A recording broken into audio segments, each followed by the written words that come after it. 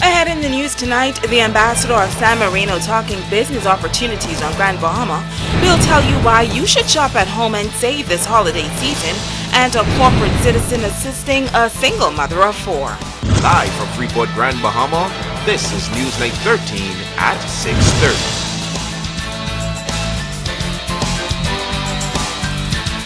You're watching Newsnight 13 for this Wednesday, November 28, 2012. Good evening all, I'm Shasheena, Rolle, and as always, it's great to have you with us.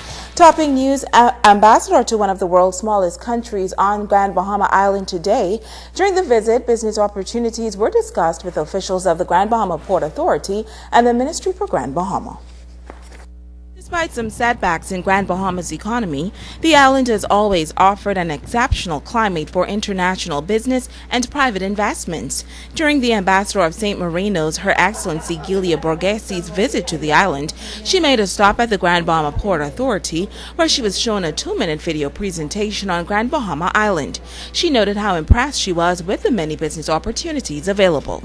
I think that on point of view of tourism and on point of view also from the facility to be a free port next to United States and so close. So I think if you make a lot of publicity, you can have a lot of customers and new investment. I think so. And I will promote as much as I can. GBPA's President Ian Rolle says his plan is to further discuss business opportunities on Grand Bahama and establish a closer link between the two countries. We think Grand Bahama has a lot to offer business places in Italy, especially those that are in the manufacturing type of business. For instance, we have this container port here that can be used to allow persons in Italy to get their products into the North American, South American, and Central American market much faster than sending the products directly from Italy. So that is one of the focus areas that we have discussed. It's very early yet, but we're going to be talking with the ambassador some more about other opportunities that Freeport presents to persons in Italy over the next few days. The ambassador's next stop was at the Ministry for Grand Bahama.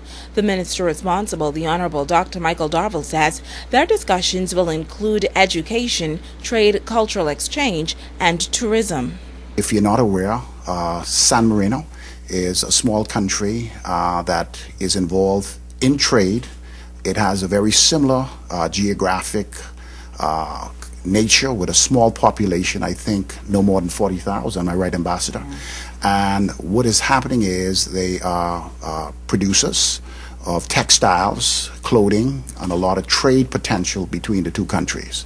So very shortly we will be going into discussions to find out ways how these two countries can come closer together, and particularly for us here in Grand Bahama, which is the industrial capital of the Bahamas, and the possibility of trade, particularly textiles, and some tourism interrelation between the two countries. In news from education, the Jaguars of St. George's High School celebrated their Teacher of the Year this morning in grand style. Education officials, students, and family members filled the gymnasium hall to show their appreciation and support for one hardworking educator. Megan Shepard reports. Teacher of the Year Keisha Sims was given the royal treatment Wednesday morning as the Jaguars of St. George's High celebrated her honor. Deputy Director of Education Sandra Edgecombe says looking at Sims' record, there is no question as to why Sims was chosen for this honor. I had an opportunity to look through your ACRs over the past 3 years. And I want to tell you that the comments and the rating that you have received is second to none in this district. I am honored to have you as part of all of this education family. Keisha, you make us look good. Edgecombe added that Sims has worked very hard for this honor, always going the extra mile in the classroom. She says Sims stands tall not only at St. George's High, but the entire Western Grand Bahama district. And I have watched you in my own way as you've undertaken so many of the tasks here at this school. And you do it without complaining, with such willingness, always professional. You are a good thing for St. George's and for education. Sims was recently honored in New Providence, placing fourth in the National Teacher of the Year competition. Senior Education Officer Gail Pinder. St. George's High School, you have seated in your presence someone who is well deserving of all that you would have said, all that you would have done. She met the criteria. She not only qualified for the position she holds, but I'm sure that she will represent not only St. George's High School, not only the Western District of Grand Bahama, but the Bahamas well.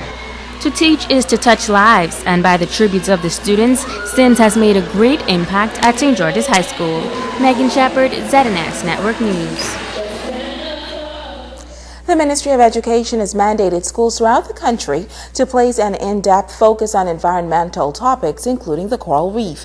With that in mind, the Bahamas Reef Environment Educational Foundation has launched a series of workshops to assist in the education of natural resources. Students and teachers took a virtual trip to the coral reef during a 2-hour workshop on Wednesday morning. Environmental educator with Reef Charlene Carey says the educational product was created as a fun and easy tool to assist biology teachers with educating students on the importance of the coral reef.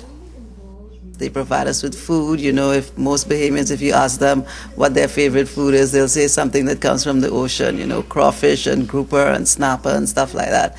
They protect our shorelines, you know, from erosion during storms. They support our tourism and fishing industries.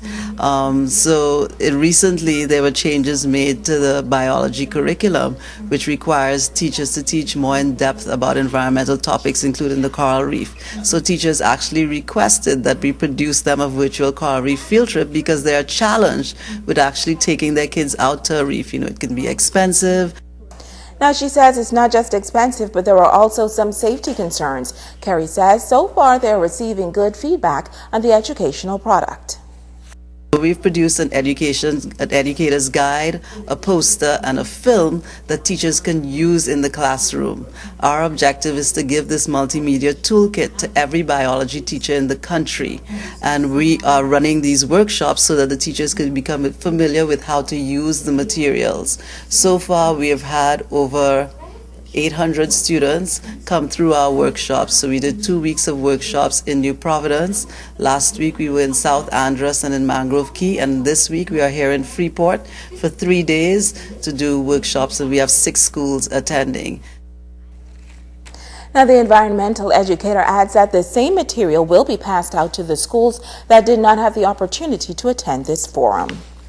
And last month, we brought you the story of a single mother of 4 who was faced with an unusual situation. But tonight, we are happy to report that after airing that story, the family is receiving assistance from the community. Sabrina Brown tells us that employees of a local industrial company pooled their resources to be a blessing to this family this holiday season. Remember the story of Nakima Jones and her 2 disabled sons? 15-year-old Nakino was born with mental retardation, while her 3rd son, 10-year-old Mario, was born with cerebral palsy. The single mother can't work because her boys need special care and attention, and the family has been forced to live in substandard conditions for years without electricity. Staff members at Borco saw the ZNS story with Nakima and her sons, and they were moved to lend a helping hand. I discussed the story I saw with my colleagues and asked them to join me in making a financial donation to assist Ms. Jones. As a result of their great effort, I am pleased to present this check, to raise the funds and to present this check to her today. I do pray that God will continue to bless her and assist her in continuously meeting the challenges that she endures with her 2 kids. And all of us were able then to go into our pockets and say, listen, we cannot help everybody in this community who is hurting now in these hard economic times, but this one is special. Overwhelmed by the kind gesture, a grateful Nakima believes little is much. I wish my boys was here to see this, but Mario East End. Mario is under the weather right now. Mario is feeling sick.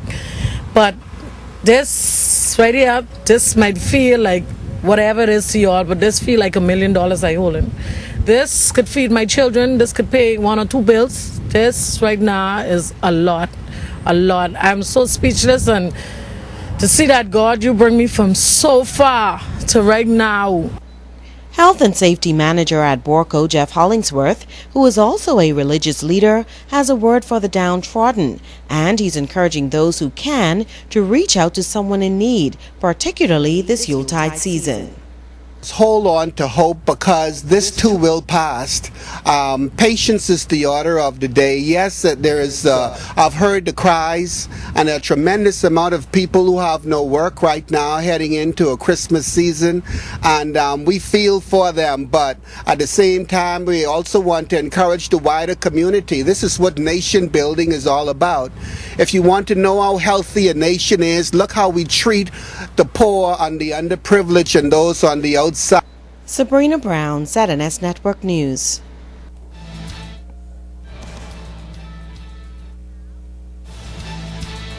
And still to come, a popular junk new group needs your help tonight.